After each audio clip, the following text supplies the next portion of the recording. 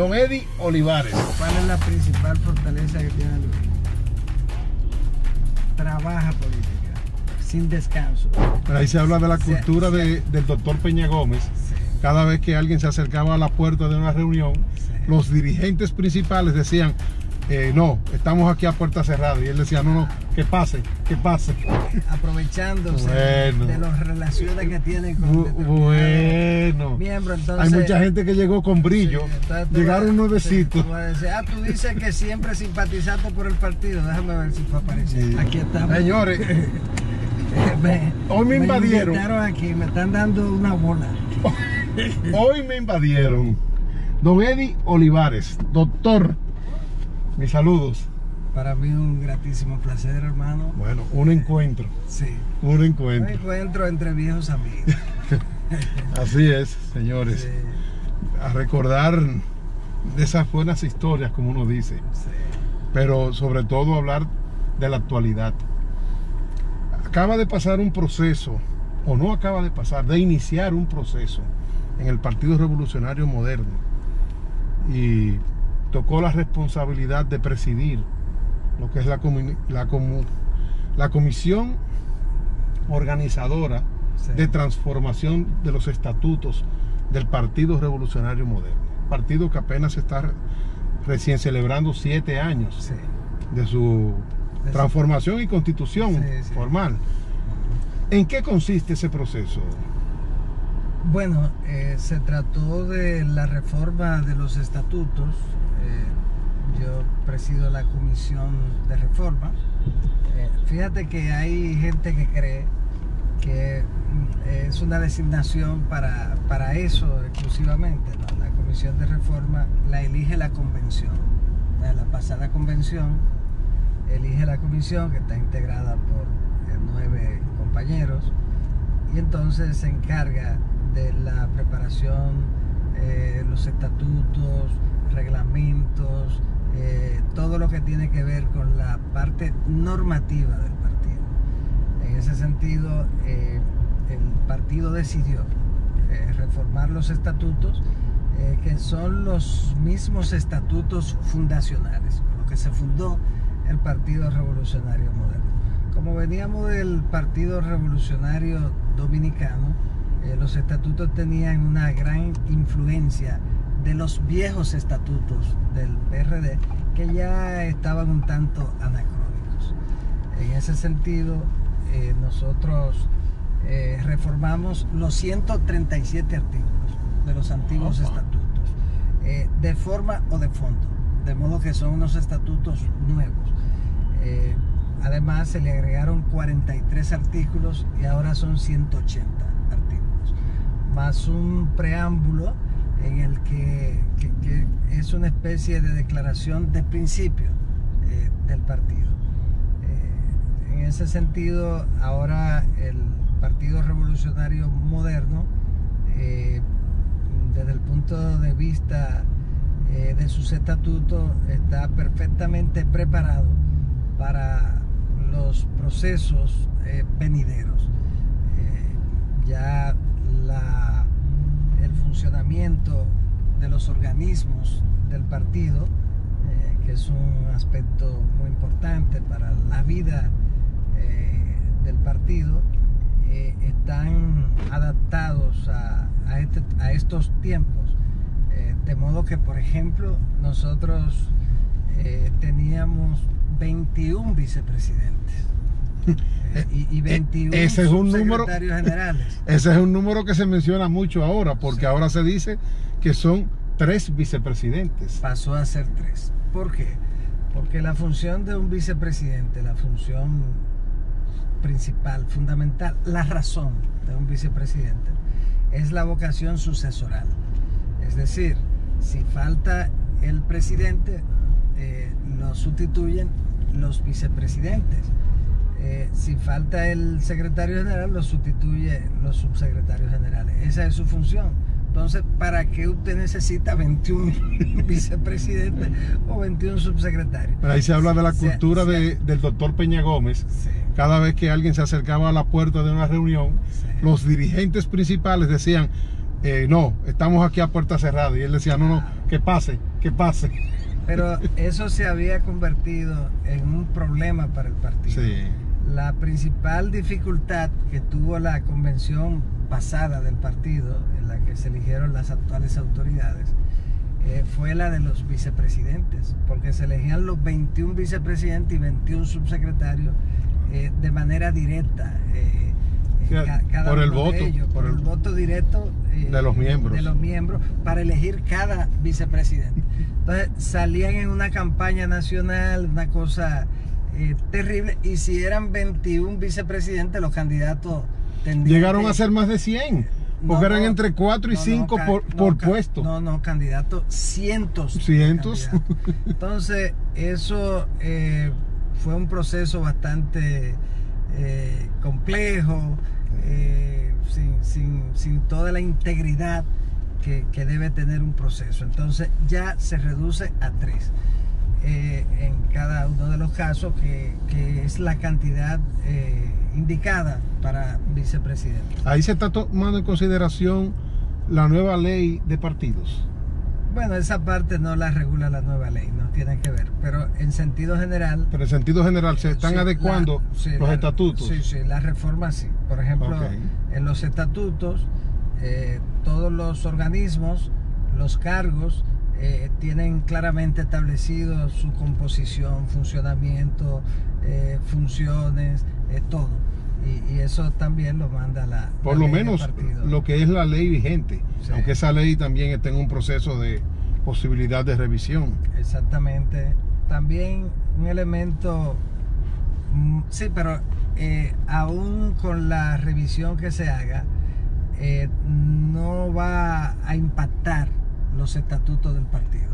Porque la parte que pudieron impactarlo no fueron cuestionadas durante ese proceso de judicialización de la ley de partidos y la ley orgánica del régimen electoral, y que ahora se va a reformar, se está discutiendo en el CES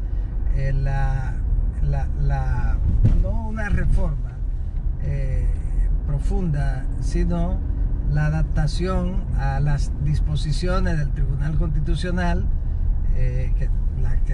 los artículos que fueron declarados inconstitucionales, y del Tribunal Superior Electoral y también del Superior Administrativo. En todo caso no va a impactar los nuevos estatutos, no creo. En ese sentido también se ratificó la ideología del partido, el socialismo democrático, la muy importante herencia del doctor José Francisco Peña Gómez, y la voluntad de que toda la militancia del partido esté consciente de lo que eso implica, lo que implica la ideología, el pensamiento, y se ratifica el doctor José Francisco Peña Gómez como el portaestandarte del ideario del partido, conjuntamente con los padres de la patria. Eso notamos en el pasado encuentro, que se ratifica y ya se lleva a otra dimensión, sí, lo que es la figura del doctor José Francisco Peña Gómez. Exactamente, fue un reconocimiento a nuestro líder histórico. También en lo que tiene que ver con los afiliados, se crea también, se formaliza los simpatizantes, un registro de esos ciudadanos que no tienen interés en aparecer en la matrícula del partido, pero que ayudan, que colaboran, es votan. Correcto. Entonces se van a tener registrados, pero sin que aparezcan públicamente, sino que el partido sabe que ese ciudadano es una persona que simpatiza con el partido, y esa parte es muy importante. Es importante, con el perdón, sobre todo en momentos como este, que el partido llegó al gobierno y se ha cuestionado la participación de mucha gente que no se vio dentro del partido, sí, pero que sí colaboró, cumplió, sí, con otras tareas de apoyos, sí, tanto políticos como económicos, claro, y de proyectos, o sea, de elaboración de proyectos Sí. Y eso es importante, tener ese control y saber quiénes fueron. Sí, sí, eso frena a los oportunistas que Sí. habiendo estado en contra luego aparecen aprovechándose de las relaciones que tienen con determinados miembros. Entonces, hay mucha gente que llegó con brillo, llegaron nuevecitos. Tú dices que siempre simpatizaste por el partido, déjame ver si tú apareces aquí, que simpatizaste. Simple, búscame una foto de los últimos 5 años. Sí.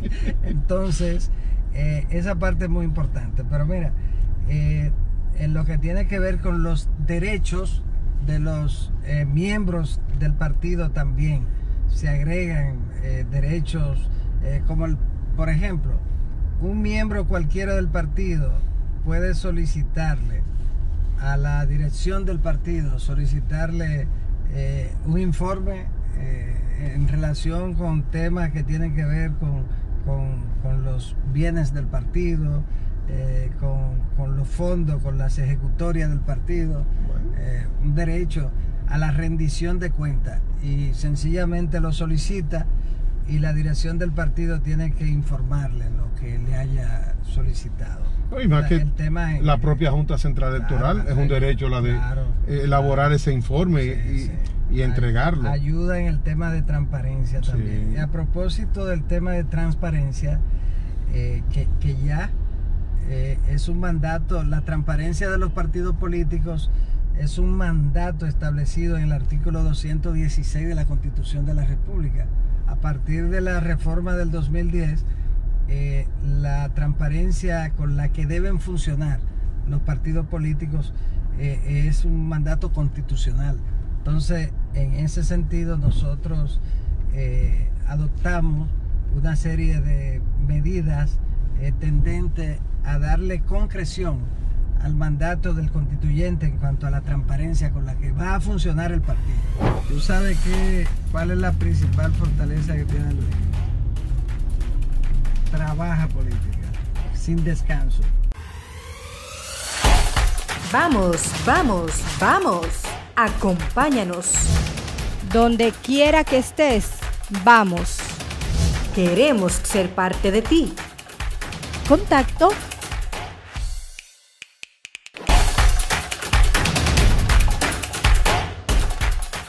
En el régimen disciplinario se establece que si un miembro del partido utiliza violencia contra una mujer, esa persona, tan pronto se dicte auto de apertura a juicio, queda suspendida del partido. Bueno. Y si se comprueba que fue cierto, entonces expulsado. Bueno, por lo menos ahí queda. Suspendido en lo que realmente se procesa el caso. Y si al final ya las consecuencias son definitivas, pues automáticamente queda expulsado. Claro, pero de ambos lados. No, si la violencia. Porque también ya la violencia hacia el hombre existe. Sí. Entonces. No es menos común, lo que es menos confesada. Sí, pero se aplica igual. Igual. Cualquier violencia intrafamiliar, el partido la condena.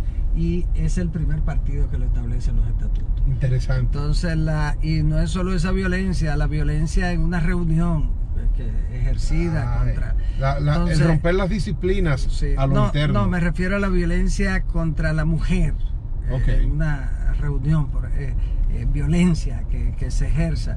Entonces, en el caso también, en lo que tiene que ver con transparencia y compromiso en la lucha contra la corrupción, se establece que cualquier miembro del partido contra quien se dicte un auto de apertura a juicio por la comisión de un crimen cualquiera que conlleve reclusión, la privación de libertad, tan pronto se dicte un acto de apertura a juicio contra alguien que haya sido sometido por razones de crimen organizado, como narcotráfico, lavado, etcétera, o por corrupción y tráfico administrativa. todo lo que conlleve una pena de carácter criminal. Entonces queda suspendido tan pronto un tribunal dicte auto de apertura a juicio. Y si se comprueba que cometió el hecho del que se le acusa, queda expulsado del partido. Y tomamos otra medida en lo que tiene que ver con la afiliación, retornando ahí. Por ejemplo, una persona que al momento de inscribirse en el partido, de afiliarse al partido, estaba involucrada con el crimen organizado, el partido va a tener la facultad para, comprobado que al momento de inscribirse esta persona no declaró que estaba involucrado en actividades hubo ilícitas, falsedad hubo falsedad al inscribirse en el partido, entonces esa persona puede ser suspendida y todo esto. Y sujeto de demanda también. Claro, cumpliendo el debido proceso de ley. Porque ahora los partidos políticos, tú sabes que se les exige, aparece alguien involucrado, el partido debe expulsarlo. No es así ahora, porque los procesos disciplinarios en los partidos tienen que cumplir con el debido proceso de ley, igualito que en los tribunales, igual. Entonces, en ese sentido, el partido, cuando alguien comete un crimen, tiene que cumplir con el debido proceso de ley. Ya los partidos no es como antes, que tú decías, hizo tal cosa, y la cúpula decía, está expulsado, fue expulsado. Ya no, ya eso no se puede. Ya usted tiene hay ejercicio de democracia interna. Ya tiene que todos los partidos tienen entonces que cumplir con el debido proceso de ley. Esa persona debe ser citada conforme a los estatutos y a la Constitución de la República. Debe celebrarse la audiencia en la que debe tener las condiciones para defenderse, para demostrar su inocencia. En fin, el debido proceso de ley debe cumplirse igual. Y el otro tema es la presunción de inocencia, que tú dices, no, el tipo lo mencionaron en narcotráfico, bótalo. Tampoco, porque entonces afecta la presunción de inocencia, y usted le viola sus derechos constitucionales. Todo eso son elementos de la política distintos a los que acontecían en el pasado. Todo ha cambiado, pero nosotros sí hemos tomado las medidas del lugar. Son la primera que toma un partido político estatutariamente en relación con la corrupción administrativa, el crimen organizado y la violencia intrafamiliar. O sea que es muy satisfactorio. Hay un trabajo ahora mismo enfrente un poco amplio, porque ahora las bases del partido tienen que ser dándole el conocimiento, me imagino que los talleres y el acercamiento a esas bases para que realmente sepan cuáles son esos nuevos elementos que tienen y esas herramientas que al final son en beneficio de ellas mismas. Claro que sí. Nosotros, por ejemplo, se creó en los estatutos la Escuela de Formación Política doña Ibelice Pras Ramírez de Pérez. Una educadora de por sí, en toda su historia, y de una persona comprometida con lo que fue todo el PRD y la conformación del Partido Revolucionario. Nuestra maestra moderno, histórica, la profesora de este país, fundadora del ADP, la primera presidenta del ADP, la fundadora, pero la primera presidenta del Partido Revolucionario moderno, la única presidenta que hemos tenido, y una mujer extraordinaria. Se va a preparar un verdadero plan de capacitación y de divulgación de los estatutos. Vamos a recorrer cada provincia, municipio, para explicarle el alcance, el contenido, la interpretación de temas que entiendan los compañeros que deben explicársele sobre la sobre los nuevos estatutos, y esa escuela, la escuela profesora Ibelice Pras Ramírez, va a funcionar con el 10% del financiamiento público que recibe el partido. Señores, Que la ley manda a que sea utilizado en educación, pero va a ser optimizado en el Partido Revolucionario Moderno.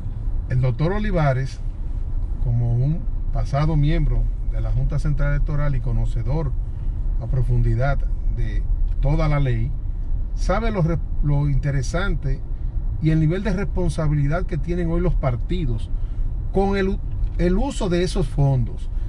En lo anterior, nadie cumplía con ese proceso de documentar a la propia Junta de esa capacitación a sus miembros. Pero hoy hay una intención ya más allá. E inclusive, me atrevo a decir que se ha pensado hasta que la propia Junta administre esos fondos, porque hay partidos que no quieren respetar, y esos partidos van a sentir el peso de esa ley. Sí. Esa advertencia yo la vamos poniendo por adelantado. Sí, por la importancia que tiene la educación, la Junta debe fiscalizar efectivamente el cumplimiento, la utilización del 10% del financiamiento público en los años, sobre todo en los años no electorales, en la capacitación. Pero el PRM lo va a utilizar, lo va a optimizar y le va a dar un cumplimiento estricto. De modo que estamos diciéndole con esto al país que la educación para nosotros, la educación para nuestra organización, es un tema fundamental, de altísima trascendencia. ¿No? Y ahora mismo que ya la ciudadanía en sentido general también se involucra en los temas políticos, no simplemente tal y como se hablaba ahorita, los que sean miembros del partido. Así es importante esa posición que ustedes están tomando y sobre todo el tiempo en el que lo están haciendo. ¿Por qué? Porque lo están haciendo dentro de un momento que no choca con las actividades políticas, sino que el partido en sí se está preparando y está preparando sus dirigentes, su membresía. Me imagino que también ahí vendrán lo que es esa preparación para el campo electoral. Sí, así es. A propósito de eso, nosotros iniciamos la reforma de los estatutos en el 2019, pero entonces nos encontramos con la pre-campaña. Sí. Inmediatamente después iba a iniciarse la campaña electoral, porque tan pronto termina la pre-campaña, se inicia la campaña. Todo el mundo a la calle. Por razones de plazo hay que hacerlo así. Entonces, lo que hicimos fue en el 19 que lo aplazamos para después de las elecciones. ¿Por qué? Porque cualquier reforma política siempre es conveniente hacerla en un tiempo en el que no existe la lucha política. Entonces eso es lo que va a garantizar que su contenido no esté empujado. No diría viciado. Motivado, viciado por el hecho de que del interés particular. Sí. Que fue lo que pasó con la ley de partidos, que cada líder tenía su hojita con los temas particulares que les interesaban. ¿Y dónde soy fuerte? ¿Qué quiero yo? ¿Qué me conviene? O sea, un traje a la medida. Un traje a la medida. Cada uno procuró su traje, entonces entre tanto traje a la medida terminó con muchos defectos. Los colores de domingo. Claro, entonces eso siempre hay que tomarlo en cuenta. Por eso es que es importante que la reforma de la ley de partidos y la reforma de la ley electoral sean aprobadas en este semestre. Lo ideal es que en junio, julio, agosto a más tardar, ya esas dos leyes y las reformas que se le van a hacer que ya estén aprobadas. Señores, para la cultura general, sí, los guaguaguá, porque hay gente que escribe guaguaguá, no, es los guaguaguá, sí, que son guachupitas, gualey, sí, y los guandules. Vamos a hablar claro. Esa es la verdad, esa es cultura. Eso es cultura. Cultura popular. Sí. Vamos, vamos, vamos. Acompáñanos. Donde quiera que estés, vamos. Queremos ser parte de ti. Contacto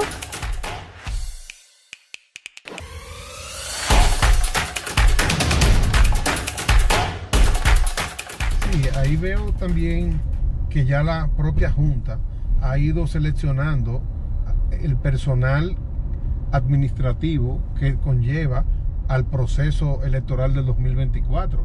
O sea, hay una agenda paralela entonces entre lo que es la reforma que ustedes están haciendo con el partido, con los estatutos, y lo que es el trabajo de agenda de conformación para el periodo electoral del 2024.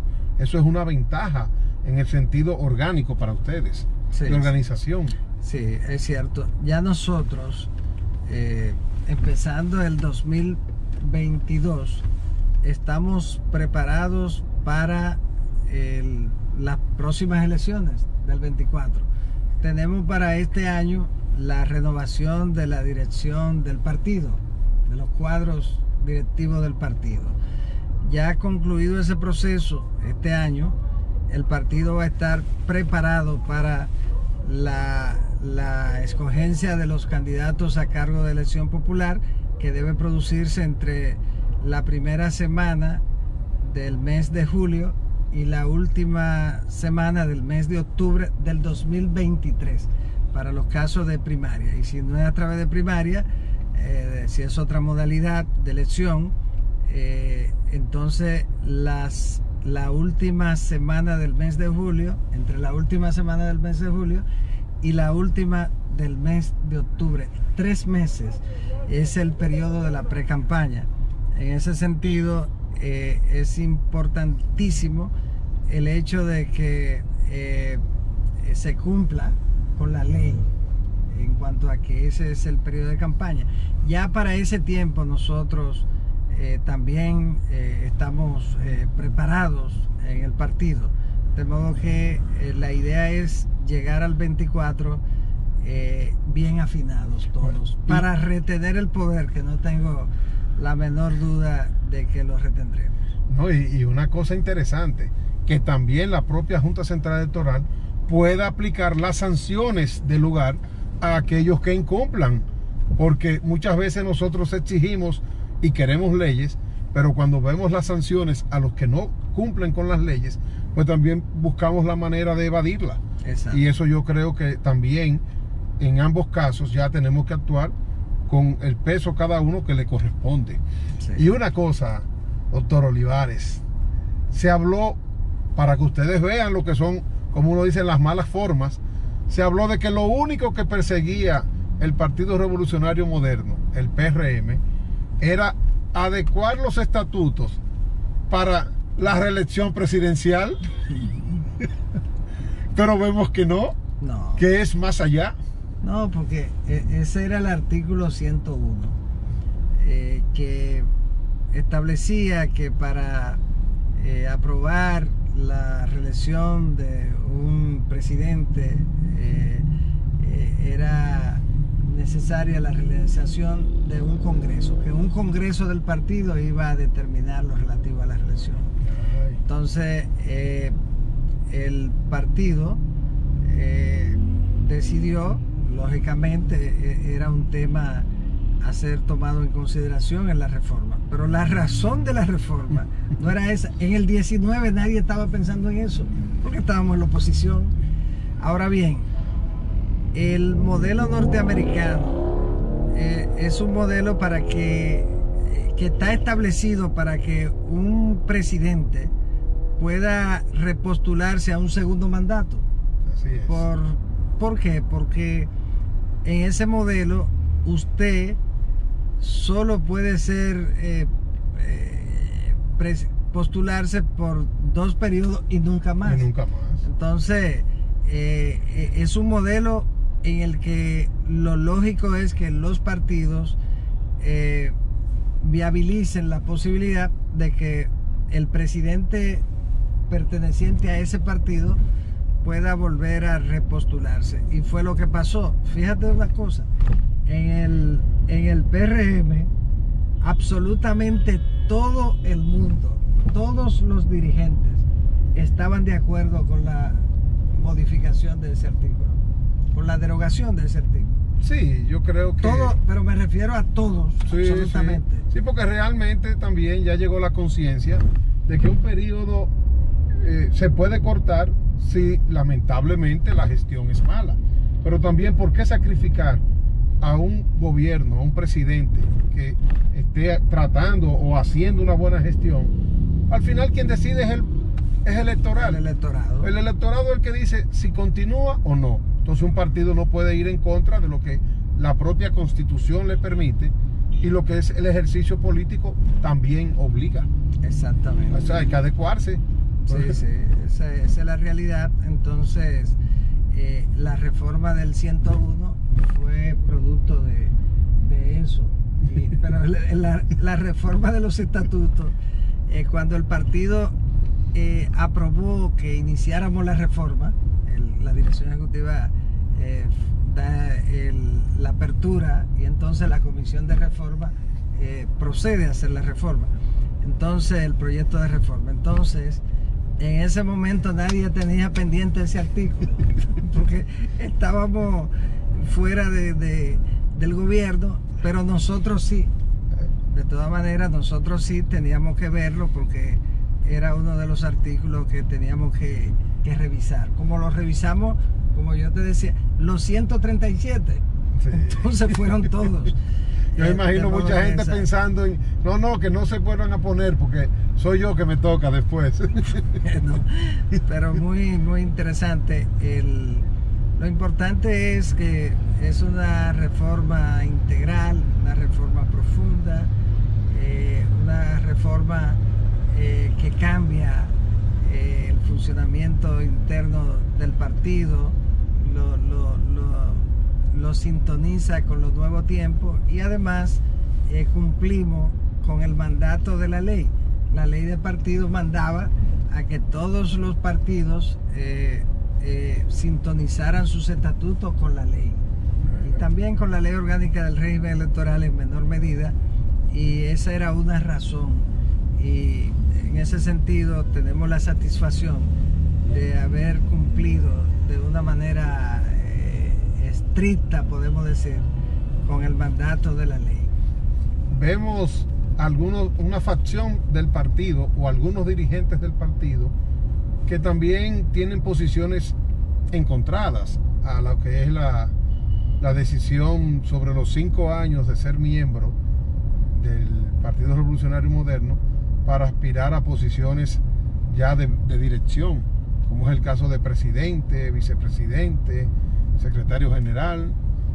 Y sin embargo hubo una moción que se presentó en el pasado encuentro que ustedes tuvieron. Bueno, la respuesta va mientras pasamos aquí por uno de los barrios más populares y emblemáticos. Así es. Guachupita. Entonces, donde tenemos tantos amigos. Bueno, señores, para la cultura general, sí, los guaguaguá, porque hay gente que escribe guaguaguá, no, sí, es los guaguaguá, sí, que son Guachupita, Gualey, sí, y los guandules. Y los guandules. Vamos a hablar claro. Esa es la verdad, esa es cultura. Eso es cultura. Cultura popular. Sí. Se puede visualizar el trabajo que se está realizando allá en lo que es Barrio Domingo Sabio. Domingo Sabio. Sí, un tremendo trabajo, ¿eh? Sí, realmente una transformación de esta zona. Va a ser una transformación total. Él está en su asunto. A él ganarle esa reelección muy difícil. Vamos, vamos, vamos. Acompáñanos. Donde quiera que estés, vamos. Queremos ser parte de ti. Contacto.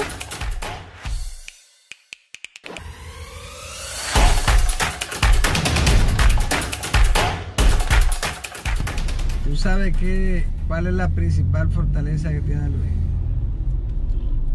Trabaja política, sin descanso, y le gusta la política.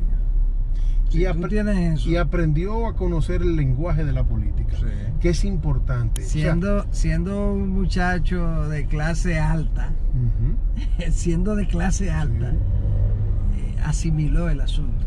No, se involucró. Nosotros que tuvimos la oportunidad de verlo desde sus inicios ya en la calle buscando la candidatura, porque sí, la formación política de él viene desde el hogar, sí, es otra cosa. Claro. Pero uno que lo vio saliendo ya a la calle a conquistar, sí, esa candidatura, sí, Cuando hoy todavía no sabía darle un abrazo. no, así mismo, el saludo, la timidez del saludo, la timidez del saludo, que eso se va rompiendo con el tiempo, con el esquema. Hoy, cuando uno lo visualiza a él dando un discurso, hablando ante las cámaras, Es un cambio en el gesto inclusive, hablándole a la comunidad donde él está entregando una obra, uno se da cuenta la formación que tiene y el aprendizaje. Es algo que simplemente con él ver el gesto de la gente, ya él está interpretándolo. No, esa es la verdad. Importantísimo en un presidente, en un hombre joven, y eso es un elemento también hoy que hay que cuidarlo. O sea, él mismo tiene que cuidarlo y tratar de cada día conservarlo, porque esa es su fortaleza. Esa es su fortaleza. Su fortaleza. Yo te decía que él está en su asunto. A él ganarle esa reelección muy difícil. Es lo que pasa. No, y un momento de crisis mundial. Claro. Hay países que están hablando de liberar lo que es todo el protocolo del COVID. Señores, no lo están haciendo porque el COVID no existe. No. Es que la economía no aguanta. No, es que no aguanta. Entonces, como la economía no aguanta, algo que aquí se empezó a hacer hace un tiempo, y gracias a la visión de buscar las vacunas, porque tenemos esa ventaja. Él tuvo visión. Ahí tuvo la visión, por eso hoy podemos hablar de turismo. Otro presidente ni siquiera, cuando él tenía toda la vacuna, habían presidentes que no tenían ni un 10%. No, pero todavía. El que mira hacia América Latina se da cuenta que por ahí andan entre un 20 y un 30% el que más de la población vacunada. Sin embargo, nosotros estamos hablando que hay segmentos poblacionales con un 70% en dos vacunas. Y lo de la tercera, y ya hay personas con la cuarta vacuna. O sea que realmente hay que reconocer lo que ha sido esa capacidad de gestión gubernamental. Es verdad. Y después cuando cuestionaban que abrieran, dijeron, no, nosotros vamos a abrir, vamos a tener todo abierto. No, resistió la presión y mantuvo. Pero señores, hay que ver ahora con el tema de los colegios, el área escolar. Se fueron algunos sectores hasta los restaurantes y los cines a exigirle al gobierno que le abriera las escuelas. Pero sin embargo, el día pasado, ahora en Navidad, eran los que estaban exigiendo que lo dejaran cerrado. ¿A cuál de los dos le creo? ¿A los que fueron a los restaurantes y llevaron los niños de una manera irresponsable? ¿O a aquellos que hoy están queriendo que vuelvan y los lleven al esquema de que sea virtual la clase? Bueno, le dimos una ruta hoy al doctor Eddie Olivares por los guaguaguá.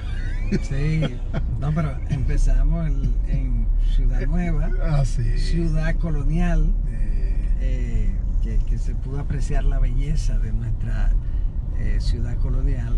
Ese casco histórico. Y luego aquí a los barrios populares, de modo que estamos en nuestras aguas. No, y una cosa importante, lo que nos demuestra la importancia de preservar toda la ribera del río.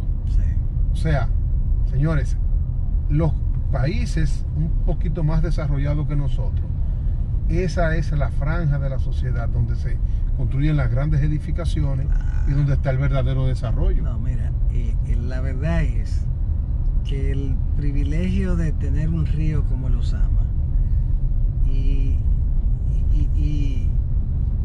desaprovecharlo desde el punto de vista urbanístico, turístico, es algo que uno, ¿y de salud? Cada vez que uno pasa por el río, en el caso mío, me da un profundo dolor el hecho de que el río no haya sido aprovechado como debió. Pero bueno, esperamos que eso vaya, vamos a seguir transformándolo y cuidándolo, protegiéndolo. Es crear conciencia con la gente. Ves a los Sama al pasar y una belleza. Pero bueno, los versos que en la lectura, ¿qué prefiere? ¿Poesía? ¿Biografía? Sí, bueno, en una etapa yo le dediqué mucho tiempo a la poesía. Escribí poesía, pero no luego con la vida intensa, los estudios, la política y todo eso. Entonces como que dejé la poesía, pero siempre, claro está, la literatura es un alimento del espíritu fundamental. Y claro, le dedico también su tiempo, su espacio. Hay que hacerlo, hay que hacerlo. Sí. Aunque ya uno tiene menos oportunidad que antes en el campo de sentarse a la lectura y tiene que buscar elementos y herramientas diversas para alimentarla. Pero realmente siempre es la base. La poesía vive. Predomina. Poesía, sí, la poesía.